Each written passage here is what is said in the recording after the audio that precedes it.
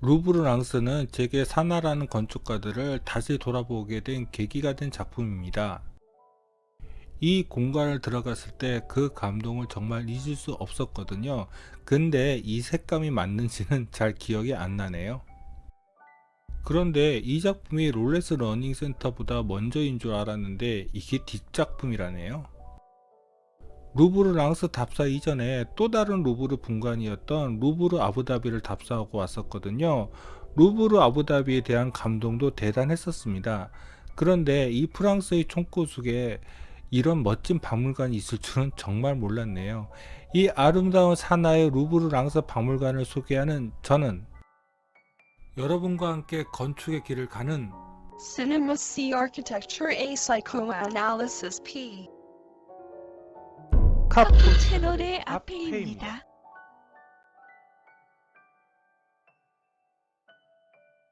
랑스는 프랑스 북부에 있는 소도시로 벨기에와 가까운 곳에 있습니다. 여기는 원래 광산 도시였는데 큰 광산 사고로 1986년에 광산이 문을 닫고 이후 점차 잊혀지는 도시가 되어가고 있었습니다. 이런 도시에 바로 루브르 박물관의 분관인 루브르 박물관이 이렇게 들어섰습니다. 자, 보이시죠?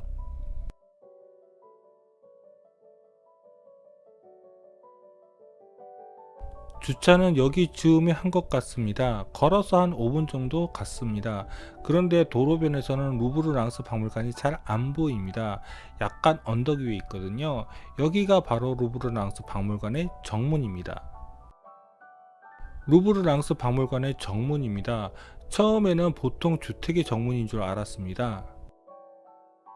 그래도 여기에 이집트 유물 포스터가 붙어 있어서 이곳이 루브르 랑스 박물관이라는 것을 확신했습니다. 이 길을 따라가면 루브르 랑스 박물관이 있습니다. 그런데 처음에는 이곳이 루브르 랑스 박물관의 티켓 오피스인 줄 알았습니다. 여기는 티켓 오피스가 아닌 레스토랑이었습니다. 점심때이기는 했지만 이곳은 비싼 곳 같아서 일단 스킵했습니다. 사실 레스토랑과 박물관 진입로는 분리되어 있습니다. 박물관 정문을 따라 들어오면 이렇게 펜스로 나눠져 있는 것을 아실 수 있을 것입니다. 역시 루브르 랑스 박물관도 솔직히 제가 전혀 사전 조사를 안 했거든요. 그냥 사나가 디자인만 했다는 것을 알고 왔는데 건물이 너무 평범해 보이는 것이었습니다. 여기 광장은 프랑스 조경가인 까트리느 모스바흐가 했다고 하는데 박스형 메스하고는 잘 어울리지 않는다는 느낌이 들었고요. 다른 것은 모르겠지만 알루미늄 패널로 둘러싼 외관은 굉장히 인상적이었습니다. 이날 또 해가 쟁쟁한 편이라서 저 메스가 정말 반짝거렸거든요. 아, 저기는 특별 전시장 건물입니다. 가운데 있는 것은 바로 동측의 상선 전시장과 서측의 특별 전시장을 이어주는 중앙 홀입니다. 여기에 출입구들이 설치되어 있고요. 중앙 홀의 커튼월은 사나이 디테일이 그대로 보이더라고요. 정말 매끈하고 겉면의 돌출을 최대한 자제했지요.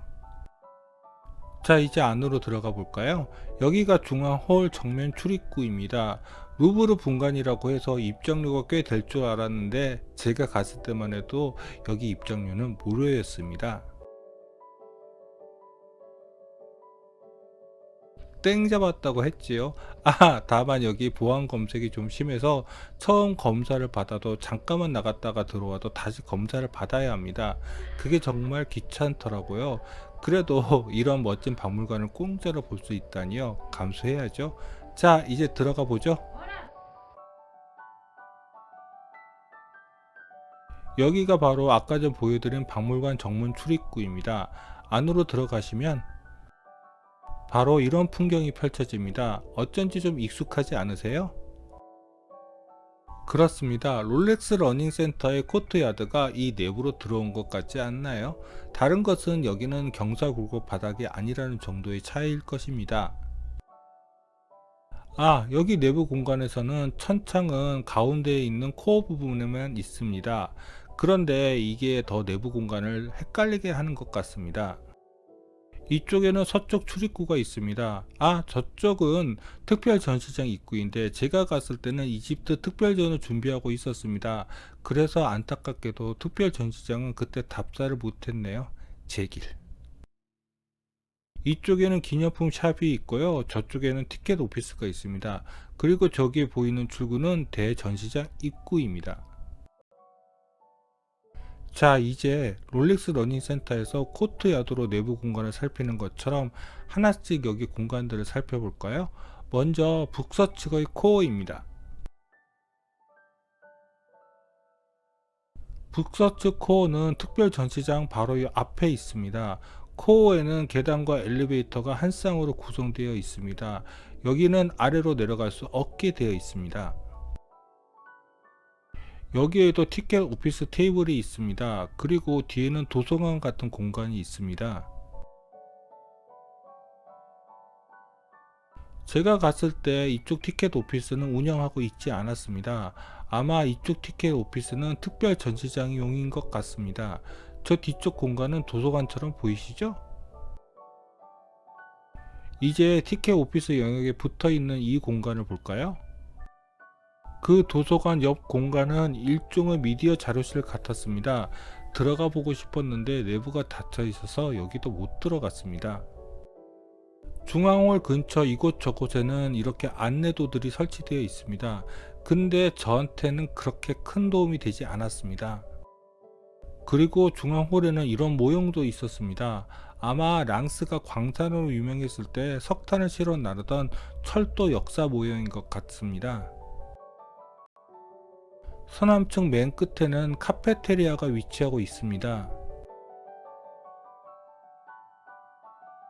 안내도에는 여기를 피크닉 에리어라고 하더라고요. 피크닉 에리어에는 저 공간도 포함됩니다.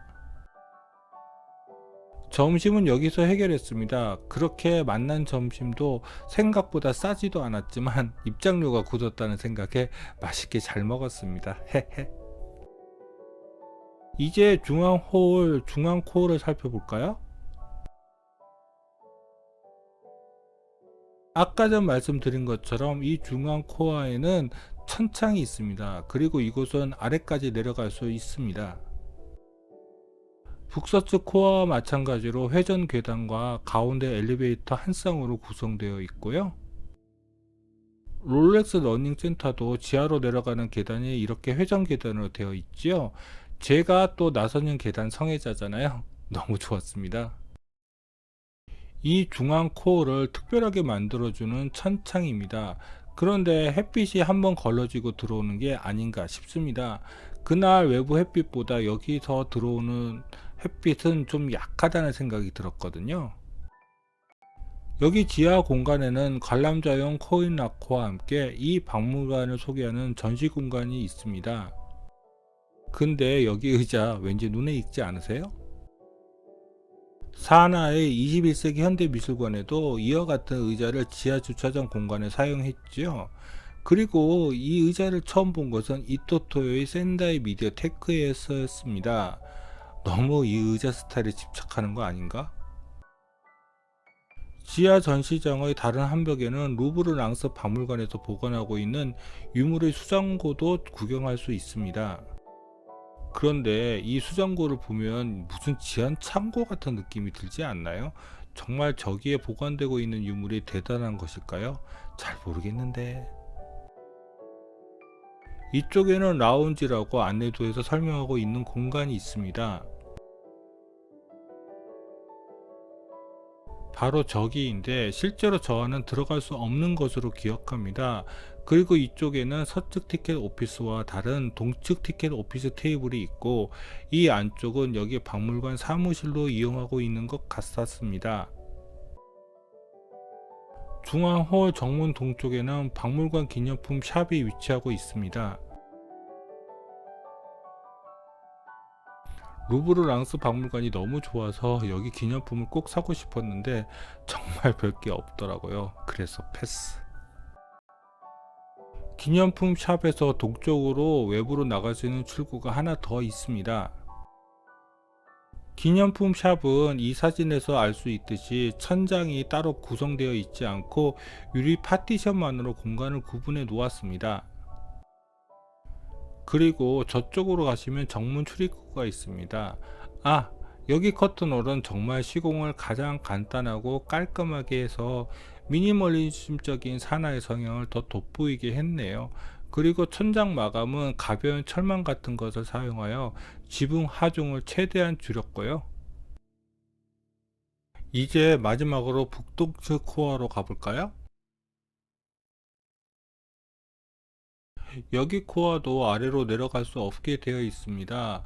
구성은 다른 중앙홀 코어들과 마찬가지이고요. 이 아래의 지하 공간은 무슨 세미나실 같은 것이 있는 것 같습니다. 저 아래 공간이 궁금하기는 하네요. 자, 이제 대전시실로 들어가기 전에 동측 커튼홀을 한번 살펴볼까요? 여기가 북동측 코어 근처의 커튼홀이고요. 이쪽은 대전시장 들어가는 입구에 대기를 위해 마련한 소파 공간입니다. 이쪽 창으로 밖을 내다보시면요, 대전시장 북측 외벽과 함께 저 멀리에 유리 파빌리온의 서측 정면도 이렇게 보입니다. 근데 이 조경 정말 별로지 않나요? 이제 대전시장으로 들어가 보겠습니다. 대전시장 서측의 대기 공간에서 북쪽 출입구를 내다본 것입니다. 여기 입장료가 무료인데도 불구하고 티켓팅을 하고 또 저기서 표검사를 합니다. 왜? 여기는 서측 대기 공간의 남쪽입니다. 외벽이 알루미늄 패널인 것과 마찬가지로 내부도 알루미늄 패널로 마감되어 있습니다. 이 대전시장의 서측 대기 공간은 동쪽으로 살짝 경사되어 있습니다. 왜 이렇게 경사를 만들었는지는 잘 모르겠네요. 서측 대기 공간의 소파입니다. 이 소파에서 꽤 오래 앉아 있었습니다. 이 소파 생각보다 훨씬 더 편했거든요. 이 소파 말고도 여기 가드들과 관람객을 위한 이런 귀여운 형태의 가구들도 곳곳에 배치되어 있답니다. 하지만 대전시장의 가치는 이런 소파 같은 것들이 아니죠. 물론 저기의 하얀 박스도 이 공간의 가치는 아닙니다. 그런데 저게 이 공간에 왜 있을까요? 없는 게 훨씬 더 나았을 텐데요. 대전시장의 진정한 모습을 보여드리겠습니다. 아, 이쪽으로 가시면 동축 출입구가 나옵니다. 이게 바로 대전시장의 진정한 모습입니다. 이 넓은 대전시장은 기둥 하나 없이 전체가 오픈 스페이스로 되어 있습니다. 그리고 전시는 아일랜드 전시대를 이용해서 모든 전시물들을 이렇게 한눈으로 볼 수 있게 해 놓았습니다. 서측 대기 공간과 전시 공간 사이에는 아까 전 말씀드린 것처럼 이렇게 경사되어 있어서 핸드레일까지 만들어 놓았네요. 아, 그리고 이 바닥 라인을 주목해 주세요. 루브르 박물관은 전 세계의 유물들을 가장 많이 훔쳐서 가지고 있는 박물관입니다. 그래서 이런 전시까지 가능하게 해 놓았네요. 전 세계의 시대별 유물들을 이렇게 한 공간에 전시해 놓은 것입니다. 그리고 그 바닥에서는 북측과 남측 벽과 연결되어 있습니다. 즉, 이 바닥선은 인류의 시간대를 말하는 것입니다. 그리고 그 선을 따라가 벽을 보면 인류의 시간대가 이렇게 적혀져 있습니다. 정말 기가 막힌 아이디어 아닙니까? 이것까지 사나가 아이디어를 낸 것일까요? 그건 아니겠죠. 대전시장은 모두 자연 채광을 이용하고 있습니다. 아마 직접 직사광선이 들어오지 않고 간접적으로 내부 유입할 수 있는 장치를 분명히 해 놓았을 것입니다. 이 전시장은 건축의 디자인도 대단하지만 저는 프랑스의 전시 디자인에 다시 한번 혀를 내둘렀습니다. 여기 시대별로 동서양의 유물들을 아일랜드 형식으로 전시하면서 과거 평면적으로 유물을 감상하는 것과 다르게 완전히 입체적으로 유물을 볼 수 있어서 그거 역시 놀라웠고요. 그리고 프랑스 전시 디자인 기술 중 가장 놀라운 것은 유리 박스 안에 유물들이 있지만 빛 반사가 적어서 선명하게 사진 찍을 수 있다는 것입니다. 아, 역시 루브르 분간답네요. 미이라 관 정도는 당연히 전시에 놓아야지요. 전 세계 전 시대의 유물을 전시하다 보니 이렇게 르네상스 회화까지도 전시해 놓았고요. 그리고 바로크 시대의 인물 두상 같은 것도 있고요. 프랑스의 자랑인 로댕의 조각 같은 작품도 여기에 전시를 해 놓았네요. 그리고 루브르 박물관은 전시가 끝나는 맨 마지막 위치에 이렇게 항상 나폴레옹의 그림을 걸어 놓더라고요. 이 그림이 실제로 알프스를 넘어가는 나폴레옹의 모습을 담은 것이라고 하던데요. 그런데 좀 불만이 있습니다. 사실 이 사진은 소니 알파 7 풀프레임으로 찍었는데 원래 이 공간은 이 사진보다 훨씬 더 하얗습니다. 이상하게 소니 알파 7 풀프레임이 흰색을 잘 못 잡아내더라고요. 사실 루브르 아부다비도 같은 답사 기간에 그 카메라로 찍었는데 그때도 색감이 이 모양이었거든요. 제가 카메라를 잘못 다루는 것일까요? 이쪽을 쭉 따라가시면 중앙홀에서 들어오는 북측 출입구가 나옵니다. 이제 대전시장을 빠져나와서 유리 파빌리온으로 넘어가 볼까요? 여기는 대전시장의 동측 출입구이자 유리 파빌리온의 서측 출입구입니다. 여기도 약간 경사가 있습니다. 이 옆에는 유리 파빌리온 코어가 있고요. 그 옆에는 야외로 나갈 수 있는 서측 출입구가 저쪽에 위치하고 있습니다. 그리고 저 창으로 밖을 보시면 이렇게 중앙홀의 동측과 함께 대전시장의 북측 외벽이 보입니다. 자, 이제 유리 파빌리온 내부를 한번 살펴볼까요? 서측 출입구를 나오면 바로 이렇게 3개의 소형 전시장이 보입니다.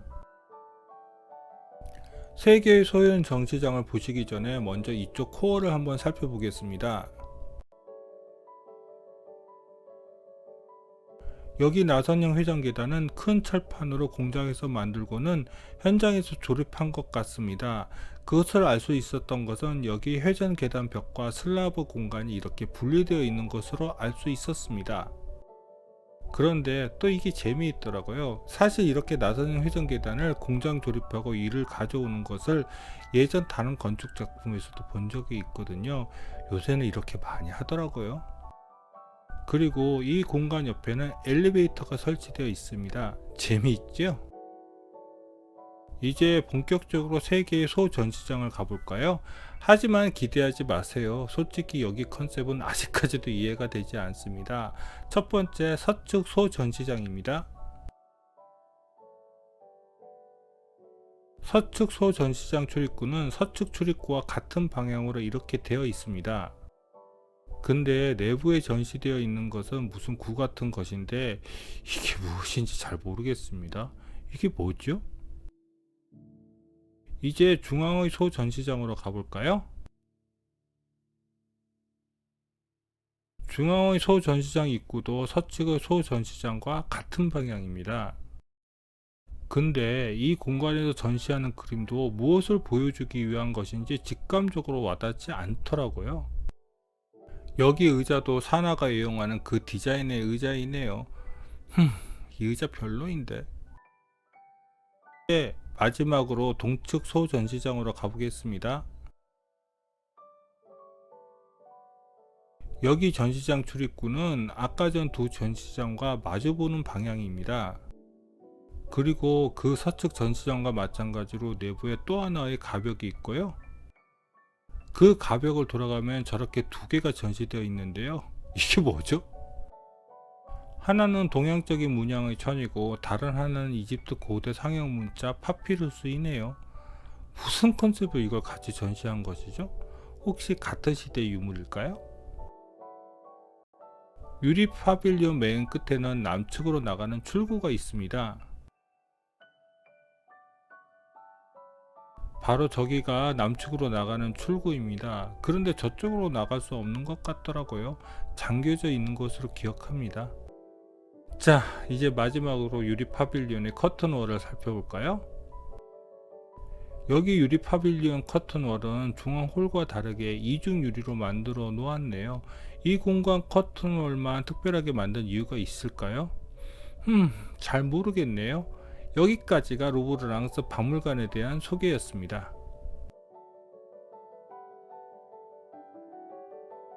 사나의 작품들을 순서대로 보았으면 어떨까 하는 생각을 루브르랑스 박물관 콘텐츠를 만들면서 특히 많이 했습니다. 이렇게 순서대로 만드니 이상하게 박스형 디자인에서 그들의 디자인이 비선형 디자인으로 바뀌어가는 것이 약간 이해가 되어갑니다. 이상하지요? 그럼 구독과 좋아요 부탁드리며 이상 카프 채널의 앞회였습니다.